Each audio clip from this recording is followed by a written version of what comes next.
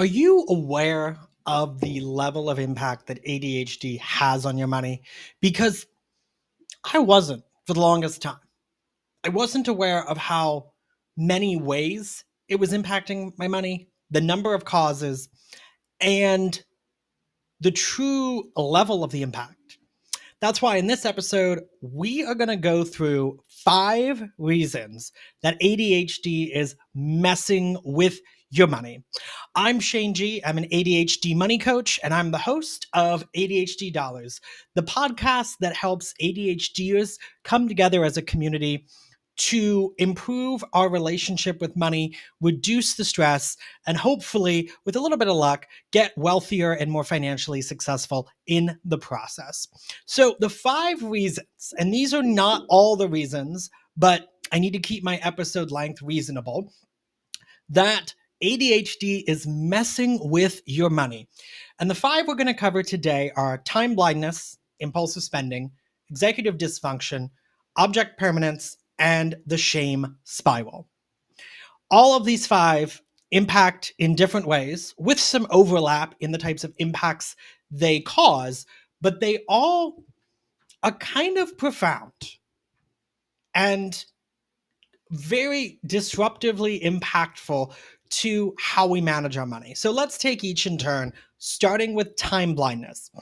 Time blindness is the concept that ADHDers do not experience time in the same way as neuronormal, neurotypical people. And it impacts a lot of things, but specifically in money, it's the notion that future tasks, and a future task doesn't have to be in the far future 3000s. It literally could be something 50 minutes away, 5 hours away, 5 days away. It feels to us like it's happening in the year 3000. There's no emotional reaction to it.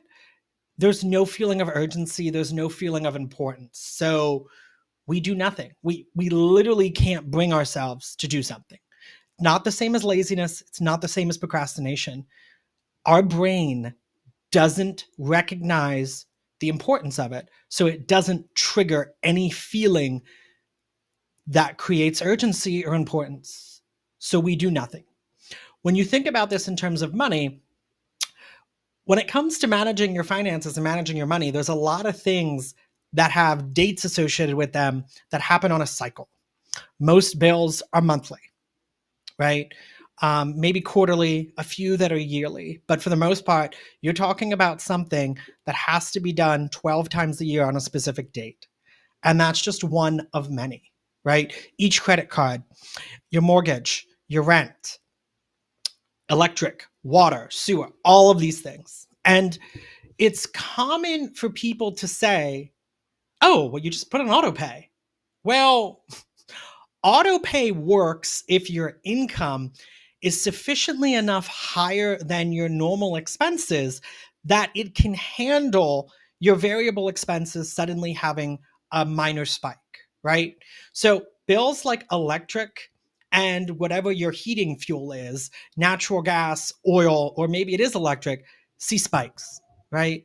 If temperatures change and you use electric cooling in the summer, you're going to see a spike. If temperatures change and you use natural gas, you're going to see a spike in the winter when they drop really cold. So saying, oh, just put it on auto pay, really that working is dependent on how closely correlated or how much of a buffer there is in your income relative to your expenses. It also has to do with how dispersed your expenses are relative to when you get paid. So that's not a foolproof solution. It is part of the solution.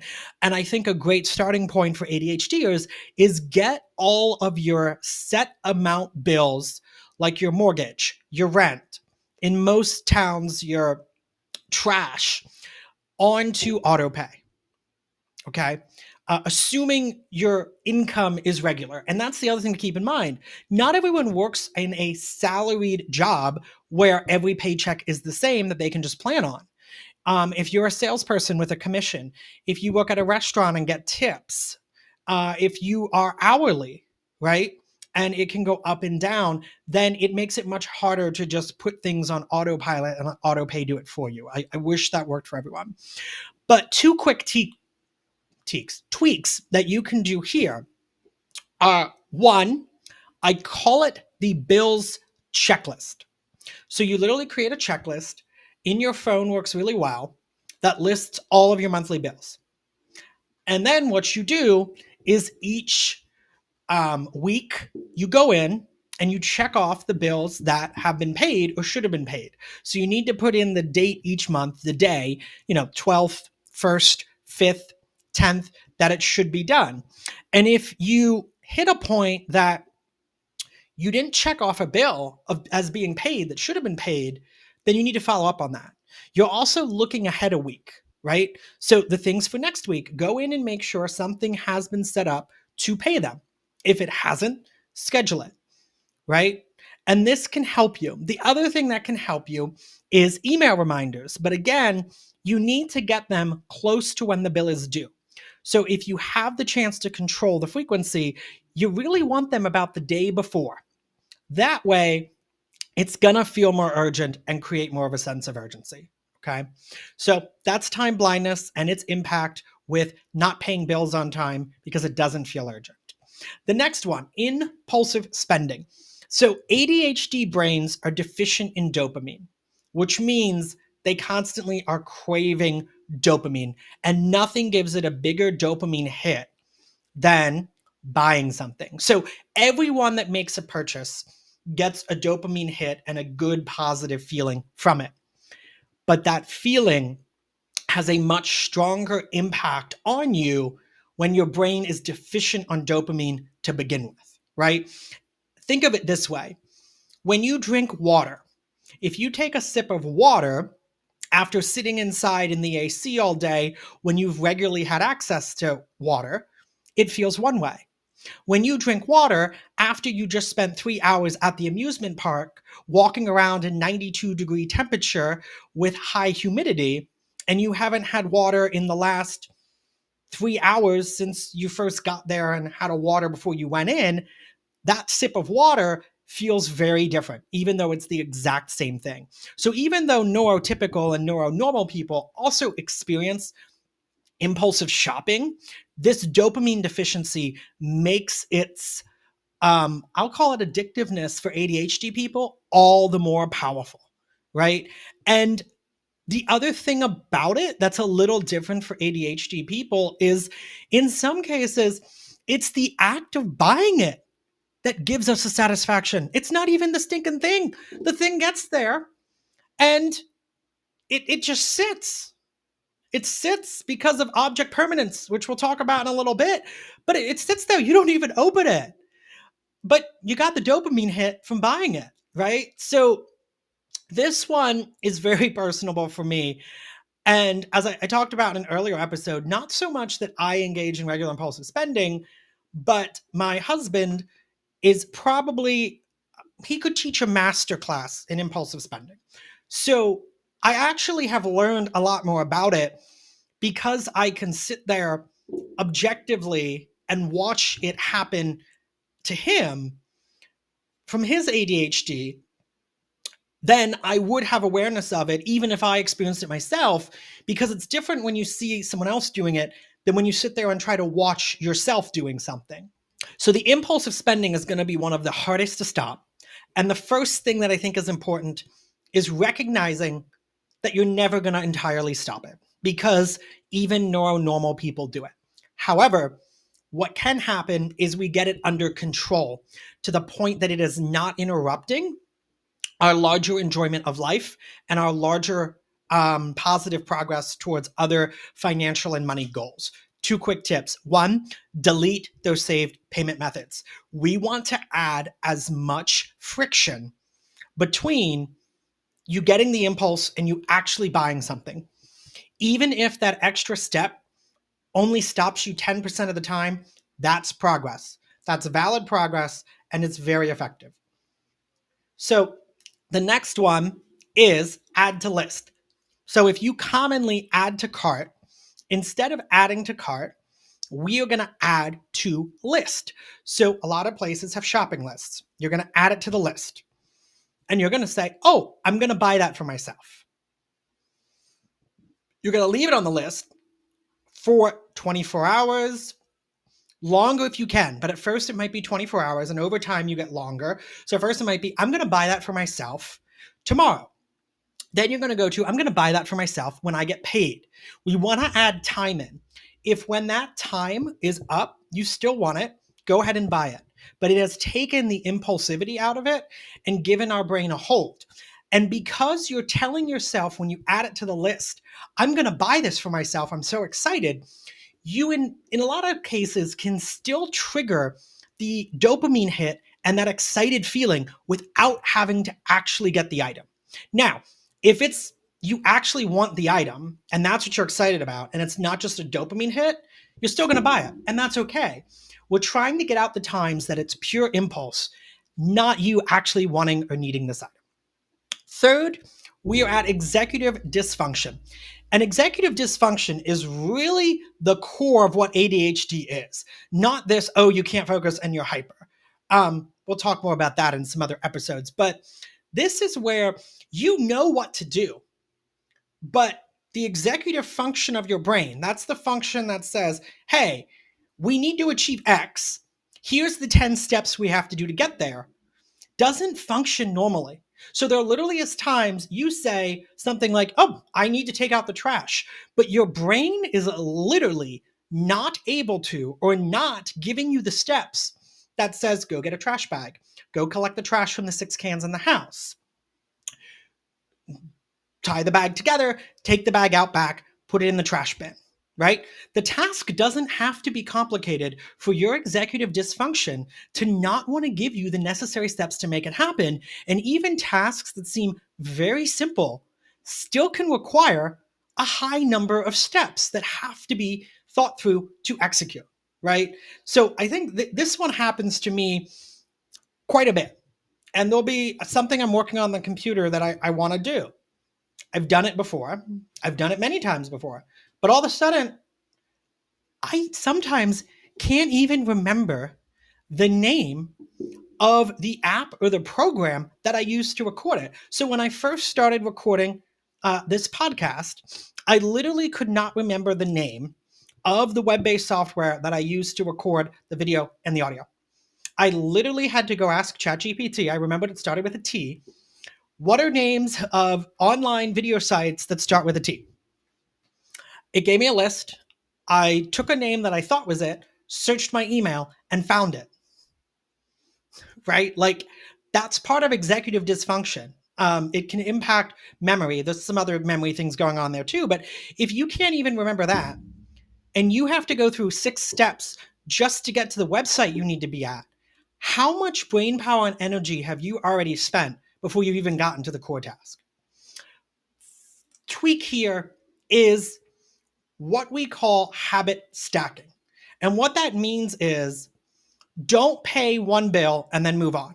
If you're going to pay bills, give yourself a half an hour and say, I'm going to go through that checklist I just created and I'm going to take care of all the bills at once. Because then your brain's zoned in.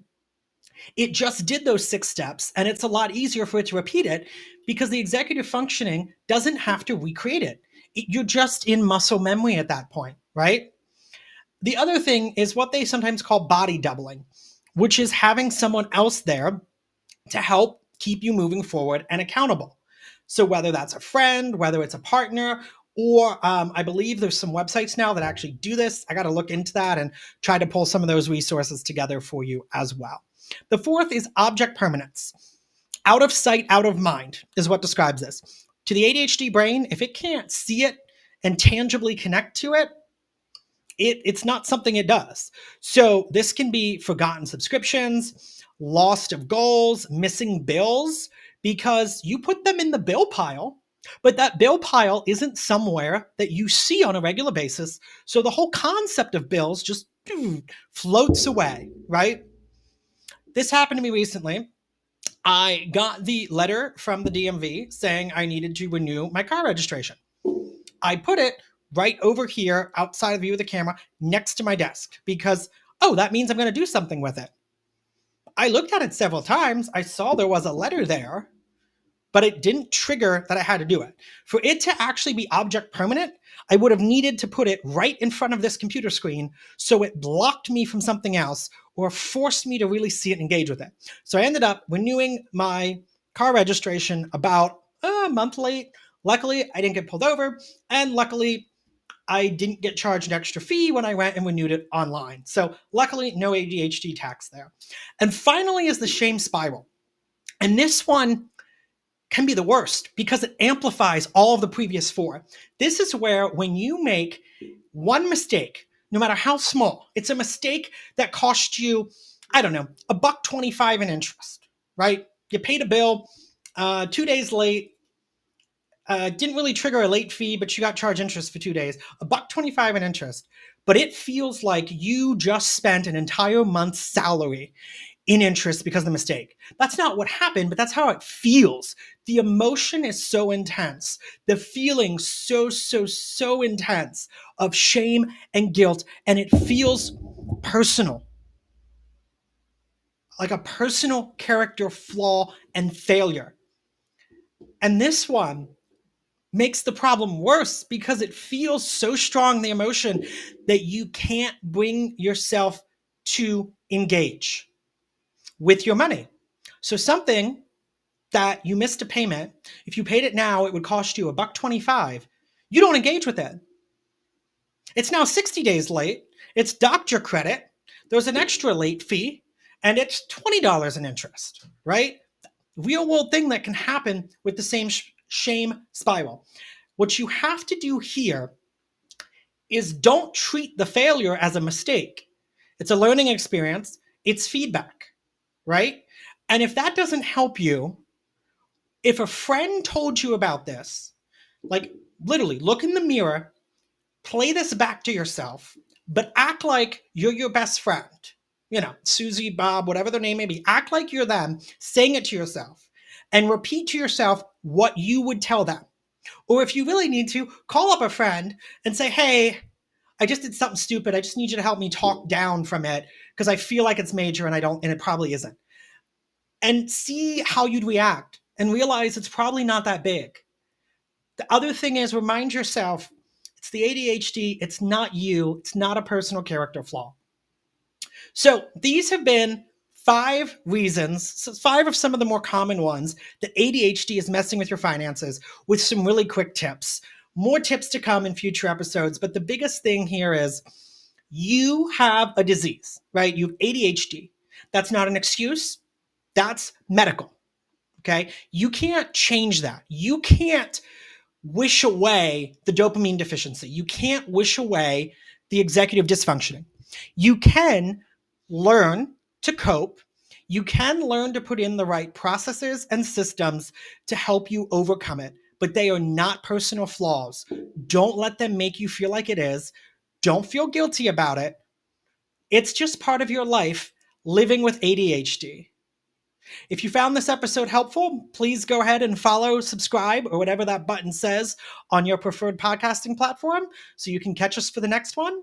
I look forward to seeing you then.